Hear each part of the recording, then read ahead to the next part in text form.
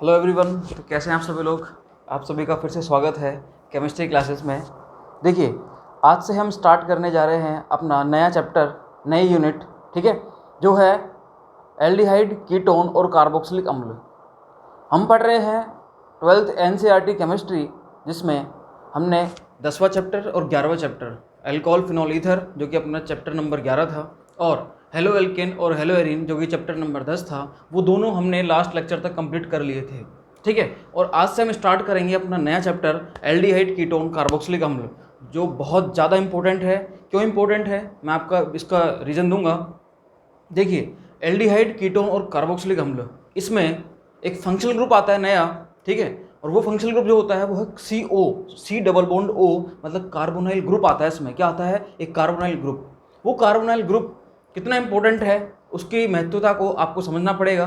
ठीक है, मैं आपको यहाँ पर उसके बारे में डिटेल में समझाऊंगा, लेकिन इस लेक्चर में आपको उसका इंट्रोडक्टरी पार्ट, एल्डिहाइड, कीटोन और कार्बोक्सिलिक अम्ल, इनका इंट्रोडक्टरी जो पार्ट होगा, ठीक है, उसके बारे में आपको समझाऊंगा। इसके बाद जो नेक्स्ट लेक्चर आएगा वो अपना आएगा IUPAC नोमेनक्लेचर पे। ठीक है, मतलब उसमें मैं आपको समझाऊंगा IUPAC नामकरण। क्लियर। IUPAC नामकरण के बाद, उसके बाद अपन धीरे धीरे आएंगे फिर इसकी स्ट्रक्चर पर, इसको बनाने की विधियाँ, एल्डिहाइड को कैसे बनाते हैं, कीटोन्स को कैसे बनाते हैं, कार्बोक्सिलिक एसिड को कैसे बनाते हैं, फिर वही फिजिकल प्रॉपर्टीज़। ठीक है, उसके बाद आते हैं अपन केमिकल रिएक्शंस पर। ठीक है, एल्डिहाइड की, कीटोन्स की, कार्बोक्सिलिक अम्ल की।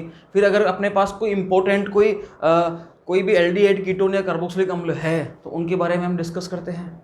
उसके बाद हम इसके यूजेस को पढ़ते हुए इस चैप्टर को हम फिनिश करेंगे। ठीक है, तो जो अपना पैटर्न हर चैप्टर को पढ़ने का होता है, जो पैटर्न अपना हर चैप्टर को पढ़ने का होता है, वो क्या होता है, आपको सबको बहुत अच्छे से पता है कि सबसे पहले हम जो डिस्कस करते हैं, सबसे पहले जो हम डिस्कस करते हैं वो क्या करते हैं भैया, सबसे पहले हम पढ़ेंगे इसका इंट्रोडक्शन। क्या पढ़ेंगे, इंट्रोडक्शन। सबको पता है अच्छे से, इसमें कोई समस्या नहीं है। दूसरा हम पढ़ते हैं यहाँ पर इंट्रोडक्शन, मतलब इसके बारे में ब्रीफ, इसकी जनरल चीज़ें क्या है, वो सारी चीज़ें हम इसके बारे में पढ़ लेंगे। ठीक है, क्या होते हैं एल्डिहाइड, क्या कीटोन्स होते हैं, क्या कार्बोक्सिलिक अम्ल होते हैं, वो सारी चीज़ें हम इसके बारे में इंट्रोडक्टरी पार्ट में पढ़ लेंगे। ठीक है, दूसरा अपन पढ़ते हैं IUPAC नोमेनक्लेचर। जो भी अपने पास है IUPAC नोमेनक्लेचर या IUPAC नामकरण।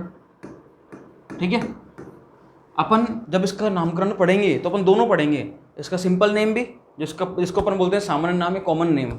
ठीक है, और अपन पढ़ेंगे यहाँ पर IUPAC नोमेनक्लेचर भी। IUPAC अपने लिए बहुत ज़्यादा इंपॉर्टेंट है। ठीक है, तो अपन IUPAC पर काफ़ी अच्छा फोकस करेंगे। ठीक है, देखो, मैं आपको हर चैप्टर में IUPAC के बारे में बताता हूँ। जैसे मैंने हेलो एल्केन के बारे में अलग बताया था, हेलो एरिन के बारे में अलग बताया था, एल्कोहल्स के बारे में अलग बताया था, फिनॉल्स के बारे में, फिर ईथर्स के बारे में, वैसे यहाँ पर मैं एल्डिहाइड, कीटोन, कार्बोक्सिलिक अम्ल सबके बारे में बता रहा हूँ। ठीक है, लेकिन आपने 11वीं क्लास में जरूर पढ़ा होगा कि वहाँ पर IUPAC नोमेनक्लेचर एक साथ दिया होगा कंप्लीट तरीके से। यदि आपने वहाँ पर वो बहुत अच्छे से पढ़ा है तो आपको यहाँ पर 12वीं क्लास में आपको IUPAC नोमेनक्लेचर पढ़ने की ज़रूरत नहीं है। क्यों, क्योंकि वहाँ पर क्या कर रखा है, जितने भी फंक्शनल ग्रुप्स होते हैं या कैसा भी नोमेनक्लेचर हो, कैसा भी आपको स्ट्रक्चर दे दे, कैसा भी कंपाउंड दे दे आपको, उसका आप IUPAC नोमेनक्लेचर करने में समर्थ होंगे। ठीक है, कैसे होंगे, क्योंकि वहाँ पर कुछ इतने बेसिक चीज़ें दे रखी हैं कि आपका आंसर गलत नहीं हो सकता यदि आपने बहुत अच्छे से पढ़ा है तो। ठीक है, तो मतलब मैं क्या करूँगा, मैं 12वीं के बच्चों के लिए जिन्होंने 11वीं में या तो सही से वो पढ़ नहीं पाए थे या फोकस नहीं कर पाए थे, या फिर जो 11वीं से सीधे 12वीं प्रमोट हो गए हैं तो इस वजह से उनका छूट गया। ठीक है, तो उनके लिए, उन सभी के लिए, 12वीं के विद्यार्थियों के लिए मैं, चाहे वो 11वीं का हो 12वीं का हो, सबके लिए रहेगा वो। कुछ टॉपिक कॉमन होते हैं जो कि आप 11वीं में पढ़ो तो अच्छी बात है, 12वीं में पढ़ो तो भी आपको पढ़ना ही पड़ेगा, मतलब एनी हाउ पढ़ना ही पड़ेगा आपको। ठीक है, जैसे कि IUPAC नोमेनक्लेचर हो गया, जैसे कि आपके आइसोमेरिज्म हो गई, जैसे कि आपके रिएक्शंस हो गई, तो ये जनरल चीज़ें हैं ना, ये आपको पढ़नी ही पड़ेंगी। तो मैं क्या करूँगा, एक IUPAC नामकरण पर, IUPAC नोमेनक्लेचर पर एक सेपरेट वीडियो बनाऊंगा मैं, या उसके लिए एक सेपरेट सेक्शन कर दूंगा। वो डिपेंड करेगा कितने लेक्चर में आएगी, वो 2 में आती है, 3 में आती है, जितने भी लेक्चर में आएगी तो उसके लिए एक अलग से प्लेलिस्ट बना दूंगा मैं IUPAC नोमेनक्लेचर की। उस प्लेलिस्ट को आप देख लेना, उसमें जितनी वीडियो होंगी उनको आप देखना, और आके IUPAC नोमेनक्लेचर का कोई भी सवाल कभी गलत नहीं होगा। सही है, तो मैं IUPAC के लिए अलग से वीडियो जरूर बनाऊंगा, लेकिन जैसे जैसे जो चैप्टर आता है वहाँ पर मैं IUPAC आपको बताऊंगा ही बताऊंगा। ठीक है, मतलब इंडिविजुअली बताऊंगा, और आपके अगर आपको पूरा सब कंप्लीट आपको एक साथ देखना है तो आप उन वीडियोस में जाके देख लेना। ठीक है, जैसे मैं यहाँ पर आपको एल्डिहाइड के बारे में बताऊंगा, कीटोन्स के बारे में बताऊंगा कि इनका आप IUPAC नोमेनक्लेचर कैसे करोगे, कार्बोक्सिलिक अम्ल का आप कैसे करोगे। तो यहाँ पर तो मैं इंडिविजुअल बताऊंगा आपको एक एक का, लेकिन यदि आपको पूरा देखना है तो आप IUPAC नोमेनक्लेचर की वीडियोस में जाकर देख लेना। ठीक है, तो जैसे मेरे को समय मिलता है मैं उन पर वीडियो जरूर बनाऊंगा आपके लिए। Clear, okay. तो अपन क्या पढ़ेंगे उसके बाद, अपन क्या पढ़ते हैं आईयूपीएसी नोमेनक्लेचर। उसके बाद हम पढ़ते हैं ये जो फंक्शनल ग्रुप्स हैं इनकी स्ट्रक्चर, हम क्या पढ़ते हैं उनकी स्ट्रक्चर, उनकी संरचनाएं, उनकी क्या पढ़ते हैं हम संरचनाएं कि भैया एल्डिहाइड किस तरीके से दिखता है, कितने इसमें सिंगल बॉन्ड है, कितने डबल बॉन्ड है इसमें, क्लियर। तो इस तरीके से हम इसकी स्ट्रक्चर्स को पढ़ते हैं, ये किन किन, हाँ जी, इसमें संकरण कौन सा होता है और कौन से ऑर्बिटल से मिलकर बना होता है ये, ठीक है। ये सारी चीज़ें हम देखते हैं किसमें, स्ट्रक्चर्स में, स्ट्रक्चर्स ऑफ फंक्शनल ग्रुप, ठीक है।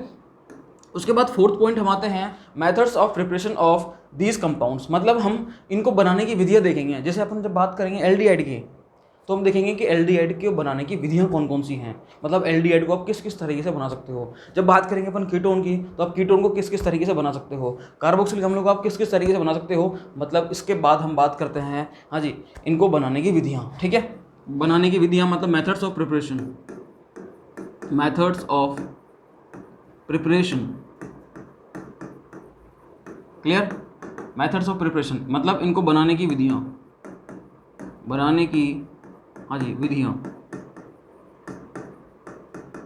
क्लियर, ये हो गया। इसके बाद नेक्स्ट पॉइंट पर हम जब आते हैं तो हम पढ़ते हैं इनके भौतिक गुण, कोई फिजिकल प्रॉपर्टीज है क्या इनकी, क्या मतलब कोई भौतिक गुण वगैरह है, वो होंगे बिल्कुल, कैसे दिखते हैं, कैसे होते हैं, ठोस है, द्रव है, गैस है, वो सारी चीज़ें। फिर हम देखते हैं इनके boiling point, melting point, smell वगैरह, गंध है इनकी या नहीं है, ठीक है। फिर हम देखते हैं सॉल्युबिलिटी इनकी, कि ये जल में विलेय हैं या जल में अविलेय हैं, वो हम देखते हैं। उसके बाद इनके घनत्व के बारे में बात करते हैं, ठीक है, और इनका क्या क्या ऑर्डर रहता है, किस किस तरीके से कौन सी चीज़ बढ़ती है, कौन सी घटती है, वो सारी चीज़ें हम यहाँ पर डिस्कस करते हैं, ठीक है। मतलब फिजिकल प्रॉपर्टीज़ हम इसके बाद पढ़ते हैं, फिजिकल प्रॉपर्टीज, भौतिक गुण, फिजिकल प्रॉपर्टीज, ठीक है। फिजिकल प्रॉपर्टीज मतलब होते हैं भौतिक गुण, मतलब इनके हम क्या पढ़ते हैं, भौतिक गुण, ठीक है। ये पढ़ने के बाद हम उसके बाद पढ़ते हैं, हाँ जी, उसके बाद पढ़ते हैं हम केमिकल रिएक्शंस, इनकी रासायनिक अभिक्रियाएं, वो क्या है, मतलब इनसे आप क्या क्या बना सकते हो। एल्डिहाइड को अपन ने पढ़ लिया, उसके बाद एल्डिहाइड से आप क्या क्या बना सकते हो, और कीटोन से क्या बना सकते हो, कार्बोक्सिलिक अम्ल से आप क्या क्या बना सकते हो, ठीक है। वो होती है केमिकल रिएक्शन, मतलब एज ए रिएक्टेंट, क्रिया कारक के रूप में अब आपके पास क्या होगा, एल्डिहाइड, किसमें, जब आप इनकी रासायनिक अभिक्रियाएं पढ़ोगे, ठीक है। Chemical reactions, chemical reaction, clear. उसके बाद सबसे लास्ट में हम पढ़ते हैं यूजेस, क्या पढ़ते हैं, यूजेस मतलब इनके उपयोग, मतलब इनके क्या क्या उपयोग हैं, क्लियर।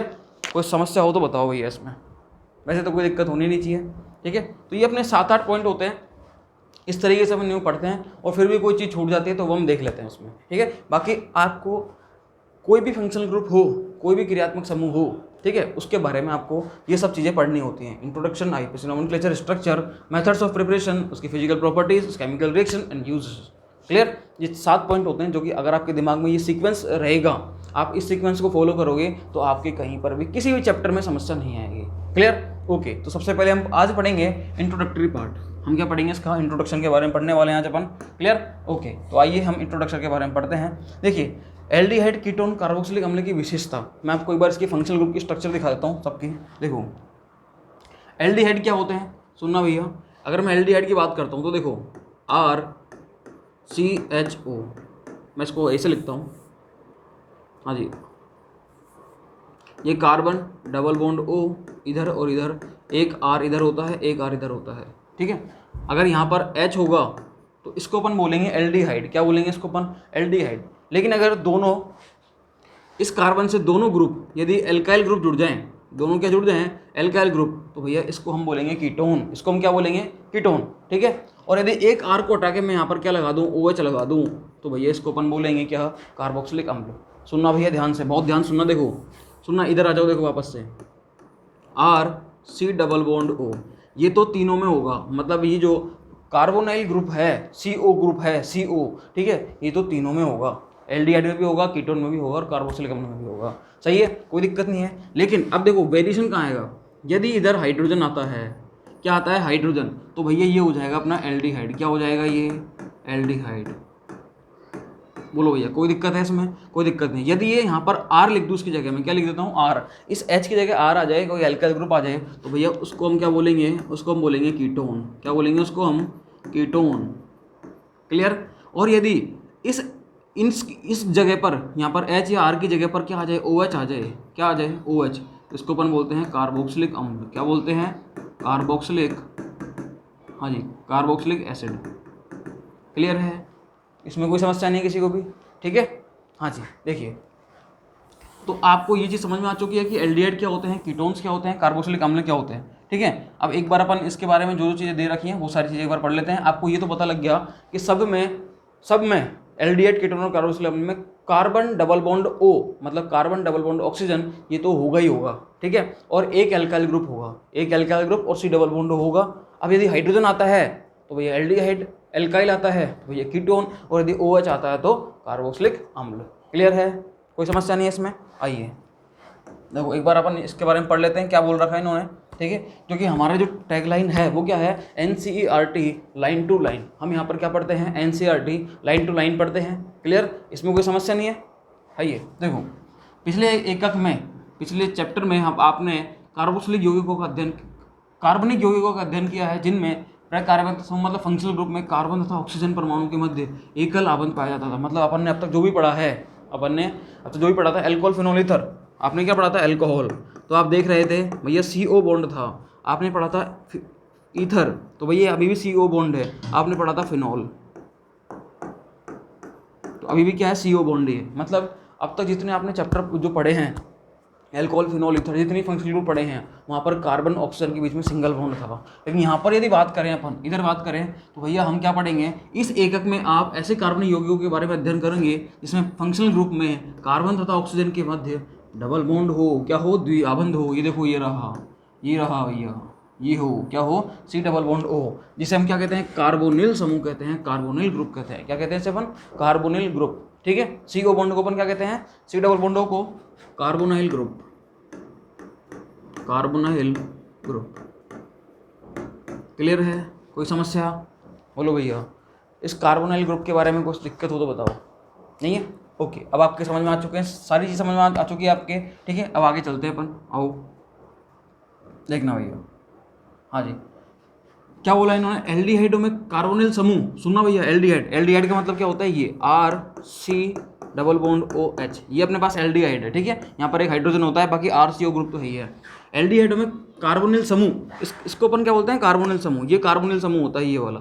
क्लियर, एल्डिहाइडों में कार्बोनिल समूह कार्बन व हाइड्रोजन से, जबकि कीटोनों में यह है, ये 2 कार्बन परमाणुओं से आबंधित रहता है। मैंने आपको बता ही दिया था। अगर एल्डिहाइड की बात करेंगे तो कार्बोनाइल ग्रुप एक तो एल्काइल ग्रुप से और एक हाइड्रोजन से, इनसे अटैच रहता है। सही है, यदि हम कीटोन की बात करते हैं तो कार्बोनाइल ग्रुप 2 एल्काइल ग्रुप से जुड़ा हुआ रहता है। क्लियर, कोई समस्या नहीं है इसमें। आइए आगे, कार्बोनिल यौगिक जिनमें कार्बोनिल समूह का कार्बन, सुनना, हाइड्रोजन या कार्बन तथा हाइड्रोक्सी मोइटी, हाँ जी, हाइड्रोक्सी मोइटी का मतलब होता है ये ग्रुप स्पीसीज। ठीक है, हाँ जी, OH की ऑक्सीजन से आबंधित रहता है, सुनना भैया, कार्बोक्सिलिक अम्ल कहलाते हैं। क्या कहलाते हैं, कार्बोक्सिलिक अम्ल कहलाते हैं। मतलब मैंने आपको बताया कि यदि RCO तो हो, यहाँ पर क्या हो, RCO तो हो, पूरा लिख लेते हैं, RC डबल बॉन्ड O तो हो, लेकिन यदि यहाँ पर अगर हाइड्रोजन होता तो एल्डिहाइड, R होता तो कीटोन। यदि हाइड्रोजन और एल्काइल की जगह यहाँ पर OH आ जाए, क्या आ जाए, OH आ जाए भैया, OH आ जाए। ठीक है, क्लियर है, हाँ जी, OH आ जाए तो भैया इस तरह की कंपाउंड को हम क्या बोलते हैं, कार्बोक्सिलिक अम्ल बोलते हैं। क्या बोलते हैं, कार्बोक्सिलिक एसिड।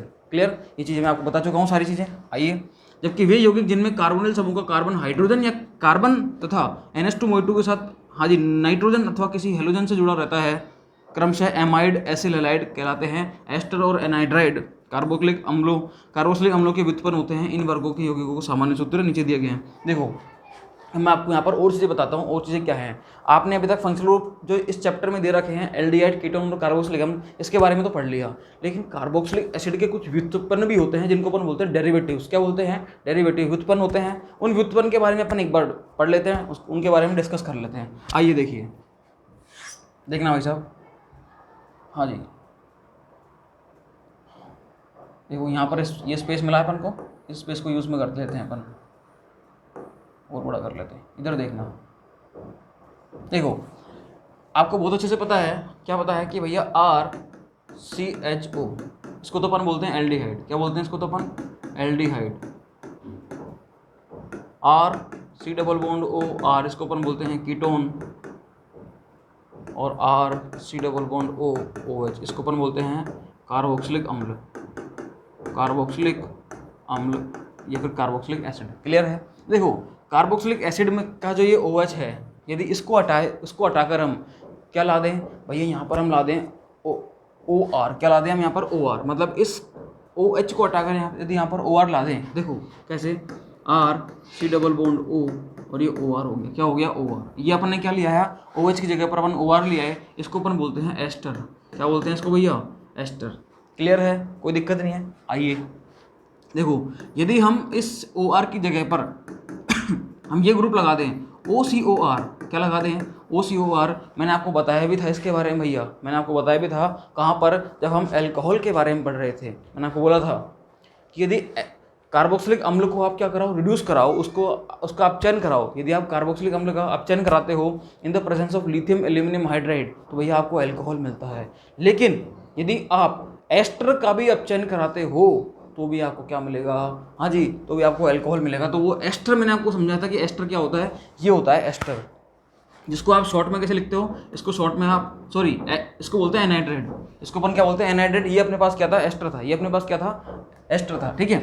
एनहाइड्रेट की जो स्थिति होती है वो क्या होती है भैया, इस तरीके से, देखो इसमें दो तो R है, दो CO है, एक ऑक्सीजन है, तो इसको अपन कैसे लिखते हैं, RCO का होल ट्वाइस O। ये लो भैया, इस तरीके से लिखते हैं, इसको बोलते हैं यहाँ अपन एनहाइड्रेट। क्या बोलते हैं इसको, एनहाइड्राइड। क्लियर है भैया, इसमें कोई दिक्कत नहीं है, ठीक है। देखो अभी तक तो आपने क्या करा था, इस OR को इससे रिप्लेस करा। पहले आप अपने पास OH था, OH को OR से रिप्लेस करा, OR को अपन ने OCOR से रिप्लेस कर दिया। यदि, और सुनो भैया, यदि आप इस OCOR को आप NH2 से रिप्लेस करते हो, इससे प्रतिस्थापित करते हो NH2 से, तो इसको अपन बोलते हैं एमाइड। इसको अपन क्या बोलते हैं, एमाइड। सुनना भैया, याद रखते जाओ इनको। इसको अपन बोलते हैं एमाइड फंक्शनल ग्रुप। क्या बोलते हैं इसको अपन, एमाइड क्रियात्मक समूह। क्लियर, इधर लिख देता हूँ मैं, एमाइड। इसको अपन बोलते हैं एनहाइड्राइड, एनहाइड्राइड। क्लियर, हाँ जी। इसको अपन बोलते हैं एस्टर, हाँ जी। और देखना, यदि मैं इस अब NH2 को हटाकर मैं यहाँ पर कोई हेलोजन ला दूँ, क्या ला दूँ, कोई भी हेलोजन ला दूँ यहाँ पर मैं, ठीक है। ये अपन ने अभी पढ़ के आए अपन ऑयल हैलाइड के बारे में, ठीक है। अल्कोहल में अपन ने पढ़ा था ये सारी चीज़ें। देखो इसको अपन बोलते हैं ऑयल हैलाइड। क्या बोलते हैं इसको, ऑयल हैलाइड,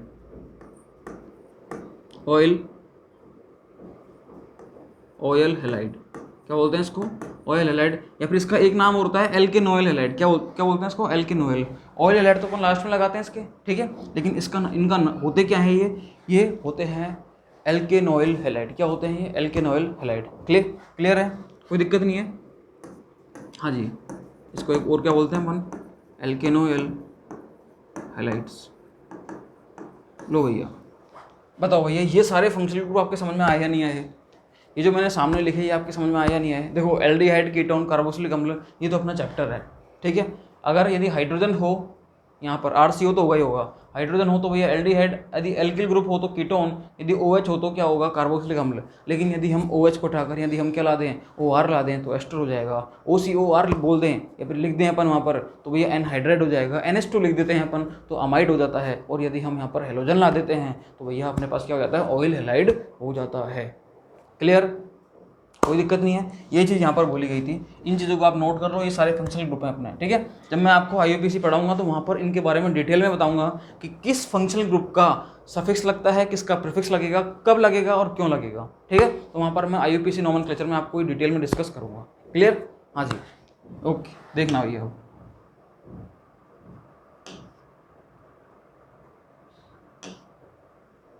हाँ जी, ये रहे सारे वो फंक्शनल ग्रुप। देखो यहाँ समझना है इनको बहुत अच्छे से आप,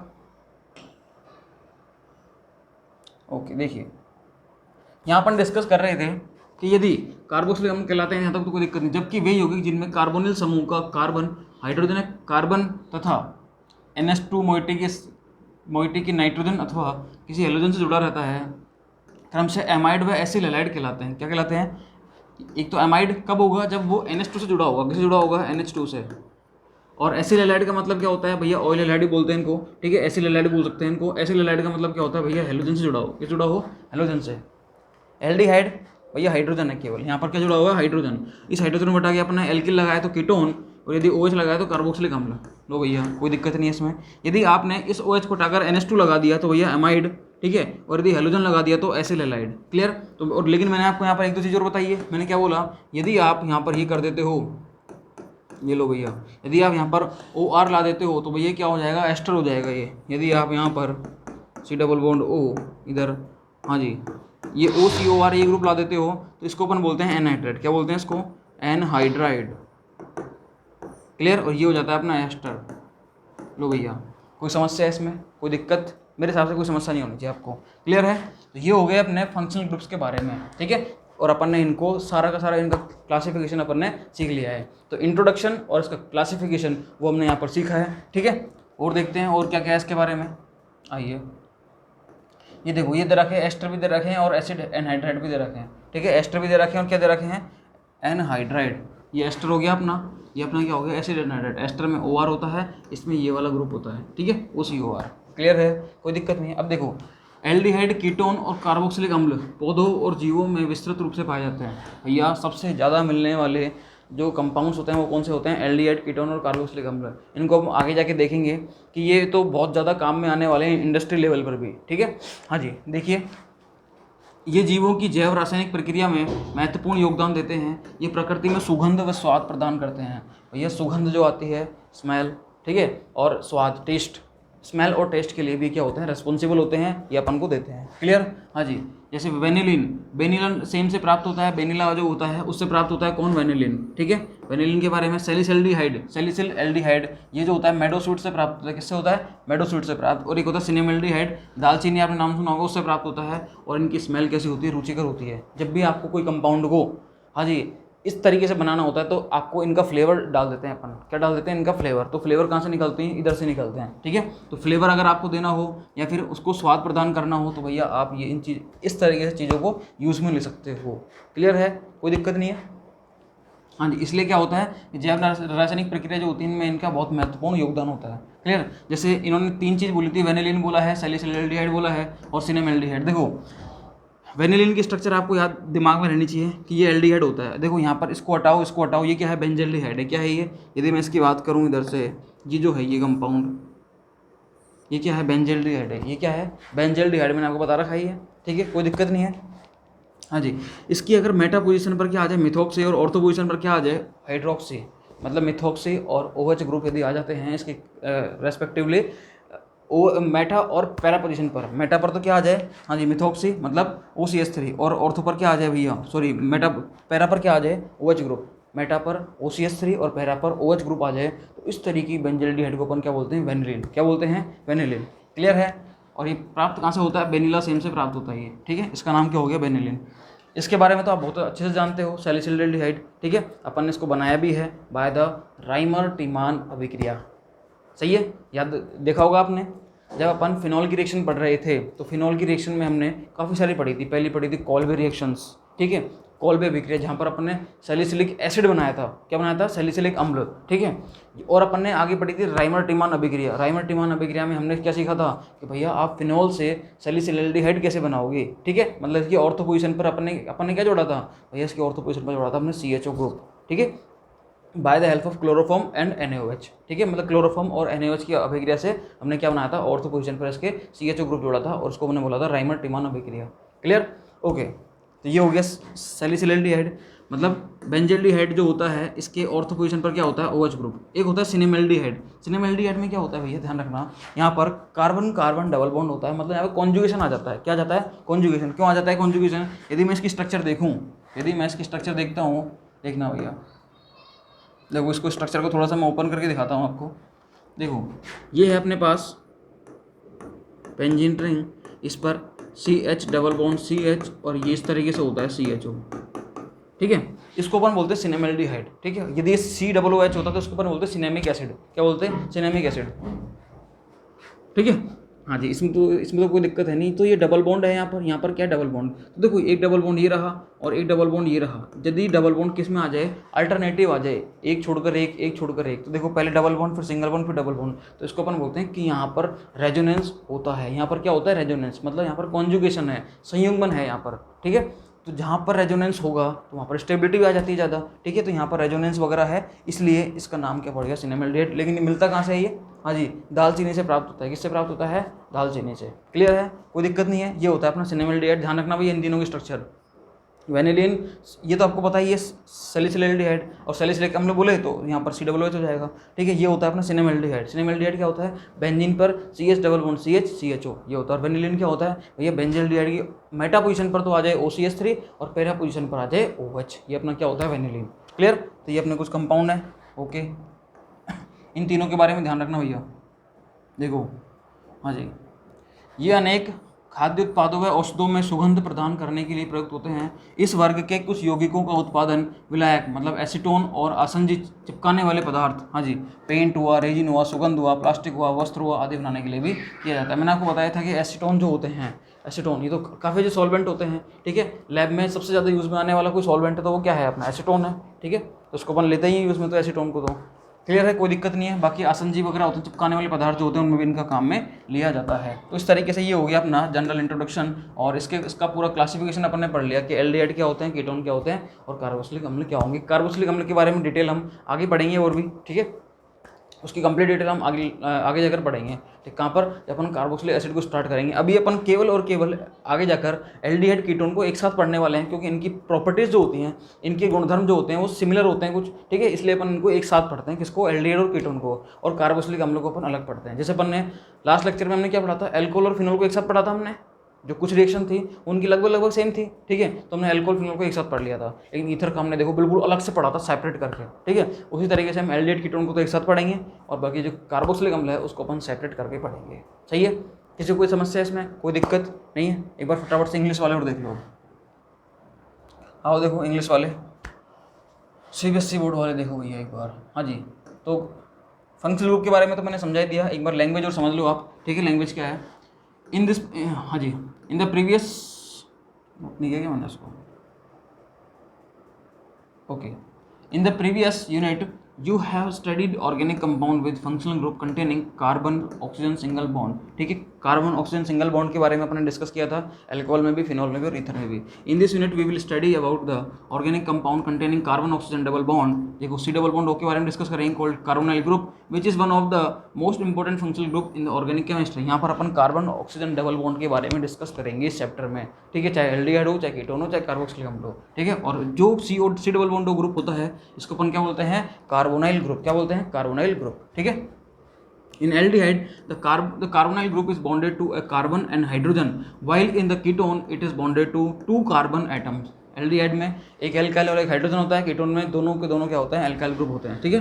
the carbonyl group, the carbonyl compound in which carbon of carbonyl group is bonded to carbon और hydrogen and oxygen of hydroxyl moiety are known as carboxylic acid. मतलब यदि क्या करें हम, एल्डिहाइड के हाइड्रोजन या फिर कीटोन के एक एल्काइल ग्रुप को हटा दें और OH ग्रुप लगा दें वहाँ पर अपन, तो उसको अपन क्या बोलते हैं, कार्बोक्सिलिक अम्ल बोलते हैं, ठीक है, कार्बोक्सिलिक एसिड बोलते हैं। While in compound where carbon is attached to a carbon, hydrogen and nitrogen of NH2 moiety और 2 halogen are called amide and acyl halide respectively. मैंने आपको बोला यदि कार्बोक्सिलिक अम्ल के OH को हटाकर अपन यहाँ पर NH2 ला दें तो उसको अमाइड बोलेंगे, OCOR अगर OR ला दें तो एस्टर बोलेंगे, OCOR ला दें तो एनहाइड्रेट बोलेंगे, और यदि हेलोजन ला दें तो ऑयल हैलाइड बोलेंगे, मतलब एसाइल हैलाइड बोलेंगे, ठीक है। Ester and anhydride are derivative of carboxylic acid, मैंने आपको बताया था, और उसको अपन और डिटेल में समझेंगे वहाँ पर कि ये डेरिवेटिव कैसे हैं ये, ठीक है। मैं आपको समझा दूंगा इनको, ये सब SN2AE रिएक्शन के थ्रू होते हैं सारी चीज़ें ये, ठीक है। The general formulas of these classes of compounds are given below. इस तरीके से अपन इनको देख सकते हैं, ये अपन ने देखा ही था, ये एल्डिहाइड, ये कीटोन, ये कार्बोक्सिलिक अम्ल, ठीक है। ये एसिल हैलाइड और ये अमाइड, और एनहाइड्रेट और ये एस्टर ये रहे, ठीक है। क्लियर, कोई दिक्कत नहीं है इनमें। आइए देखो,